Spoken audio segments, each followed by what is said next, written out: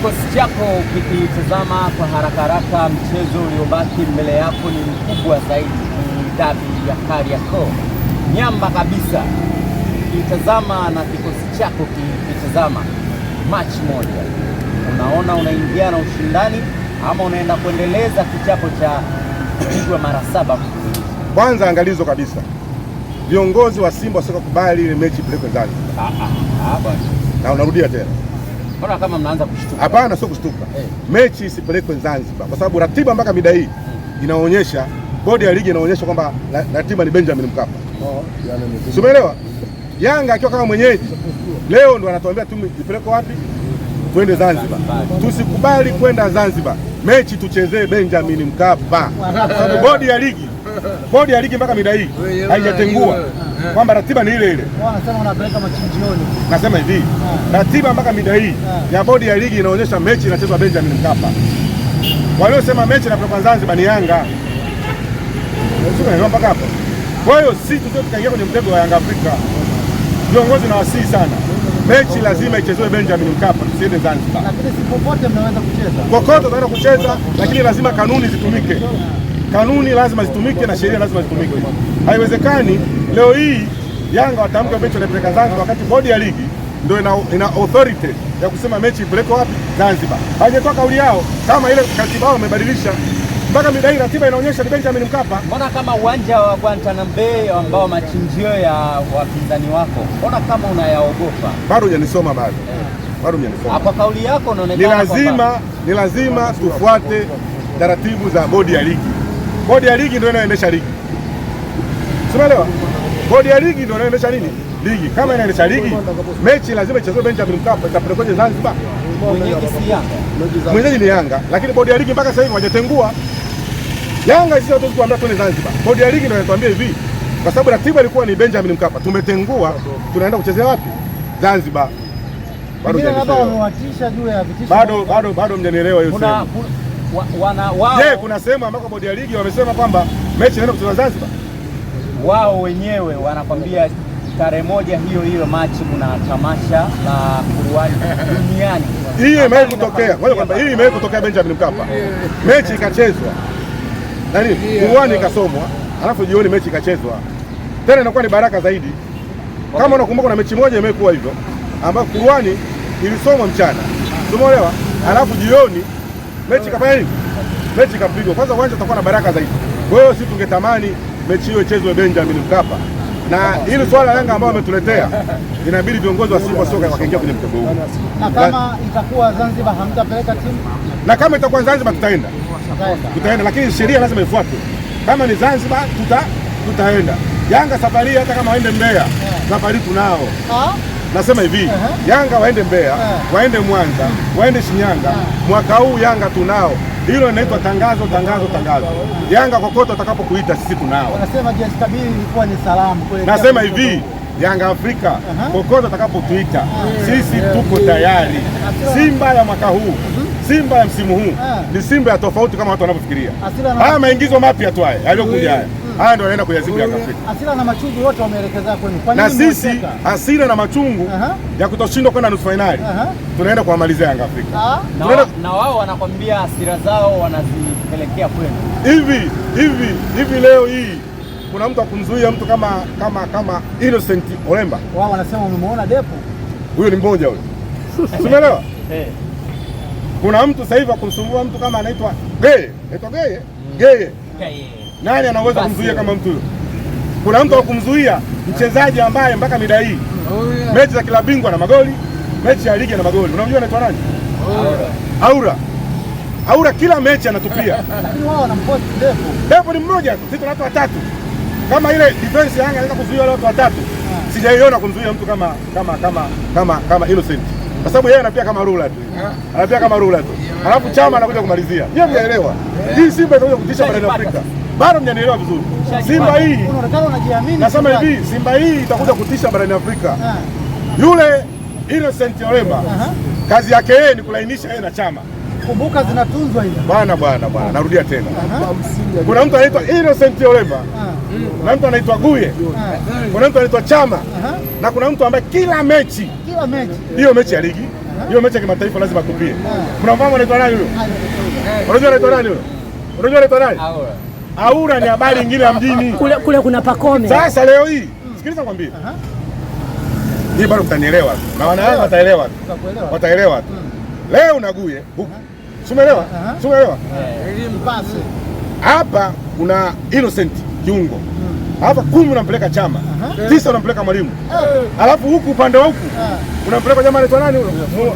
Aura. Sasa tuseme hivi, hiyo beki sasa Yanga Afrika ambayo iko chini ya nani? Dickson Jogo. Kwa mziki huo, wanaweza kaimili? Twendeni tu kama kawaida.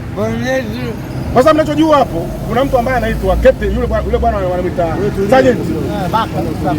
Lazima atatoa penalty. Lazima atatoa penalty.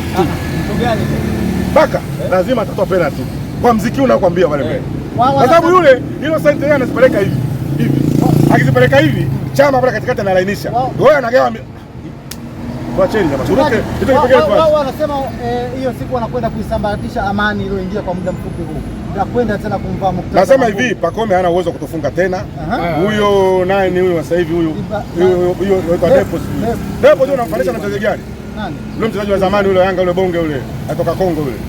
Yipe na mie. Moringa. Vile. Moringa wakati anakuja alitamanisha Yanga hivyo hivyo. Mwisho wa siku kwa hamna kitu. Dube kama kaida yake nafasi 20 anakosa toka. Ukifumba ukifumbua. Dabi ya Kariakoo unaona amna ngapi? Yanga amekoswa sana. Yanga amekoswa sana goli 3 bila. Yanga amekosa iwe amani. Tena mbaya zaidi wasio kajichanganya wakati Benjamin Mkapa. Hali itakuwa mbaya zaidi. Na Yanga wana akili. Unajua niambie Yanga ni watu ambao wanacheza kucheza na akili za watu. Baada ya mashindano ya kuisha, umeona? Baada ya kutolewa. Wakasema sasa hapa kinachotakiwa ile mechi tuilete wapi? Zanzibar. Washajua kwamba hapo ni kiama hapo Benjamin Mkapa. Ila sasa tumwambia hivi, wahame Benjamin Mkapa waipeleke Mbeya. Bado mtakwenda kwa shona huko. Mwaka huu Yanga hawana jet. Hawawezi Yanga wakatufunga mara 7. Kwanza issue hii mimi naisimamia mimi kuanzia Jumamosi. Mimi mwenyewe nasimamia. Tulia hilo eneo nikwambie. Issue hii naisimamia mimi kama tunastahili mtu mmoja. Umeona bana? Kwa sababu Yesu alikufa kwa ajili ya watu wote. Umeona? Alikufa mtu huyu mmoja ili watu wote waweze kufanya nini? Kupona. Hujanielewa. Yesu alikufa ili watu wote waweze kuokolewa kupitia yeye. Umeelewa? Kwa safari hii sisi tuko radhi mtu yote aondoke. Simba ishinde. Yanga kufunga mara 7 itakuwa ni aibu sio Tanzania tu. Ni aibu ya dunia. Unahakikishia wana Simba hakuna. Bado hujanielewa. Yanga akitufunga mara 7 hii itakuwa aibu sio ya kinchi tena. Itakuwa ni aibu ya nini? Ya kidunia. Kwa hiyo safari hii sisi juu chini. Kwa kuanzia mimi mwenyewe kuanzia Jumamosi. Sio watu wanachukulia hoya. Unajua kuna watu wengine wanaona hivi. Kwa sababu kepu hii na mimi naongea kama wao ninaongea kama wao chukulia kawaida. Nasema hivi. Kuna watu wa Yanga wananijua mfano kama Nasoro Yanga. Anafahamu vizuri. Anakujua sana. Vibaya sana Nasoro Yanga anajua. Na ndio maana yeye akija kwangu anakuja kwa tahadhari. Anajua mimi nguvu nilizo nazo. Ndio nasema hivi. Sio kama nawatisha Yanga. Nguvu za maombi, nguvu za nini? Mtajua nyinyi wenyewe.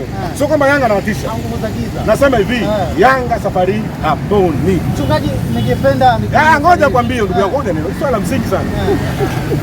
Kwa sababu kufungwa mara 7. Kufungwa mara 7. Narudia tena. Haitawezekana tena. Ndio mwisho. Hii mara 6 waliokufunga ndio mwisho. Najiamini sana. Najiamini kwa sababu mimi najua. Mchungaji, swali hili ningependa kukuuliza na ilikuwa ni vizuri sana. Mara baada ya dabi ya Kariakoo, Simba inapofungwa ama kupata matokeo mabovu, kwa Muktadha Ali, nataka kuahidi hapa sisi hatumjaji mtu. Simba ni ya mtu mmoja, si watu wote. Simba sio mtu. So ndio watu wanakosea sana. Simba ni klabu ya wanachama.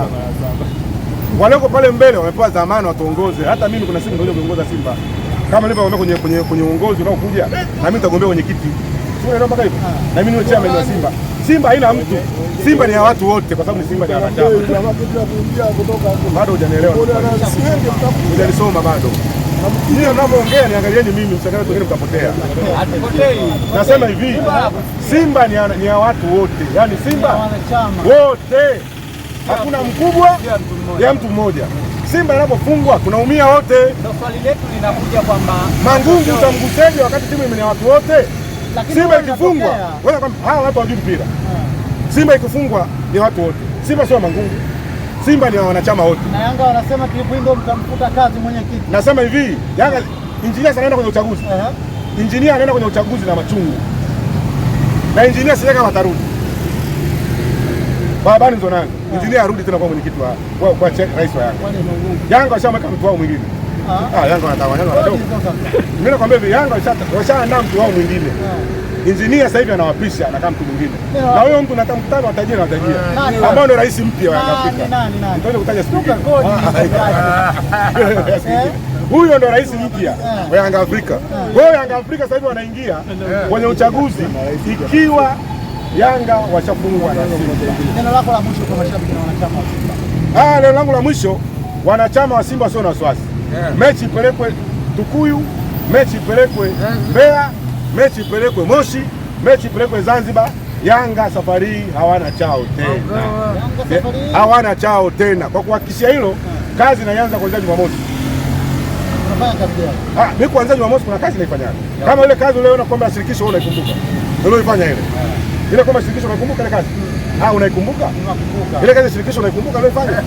Ndio safari anaenda kuifanyia Yanga marais mara mbili. Ndio kwamba hivi wakikataa Dar es Salaam lazima tunao. Yaani wakikataa Dar es Salaam lazima tunao.